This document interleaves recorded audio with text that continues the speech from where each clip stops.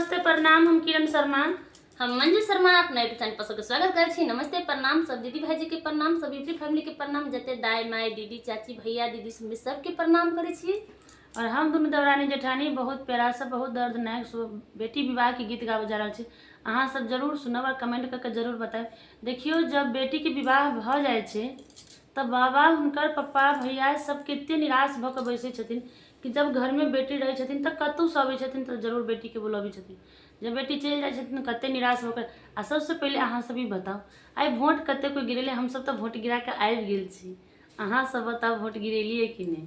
Comment box में जरूर बताएं। अहाँ सब कते कोई वोट गिरेलिए? हमरा सबके बहुत प्यारा मधुबनी जिला में वोट आए गिरल। अहाँ सबके कहिया गिरल जरूर कमेंट बॉक्स में लिखब। बहुत प्यारा सब बेटी विवाह गीत है, अहाँ सब जरूर सुनब, जरूर कमेंट करब।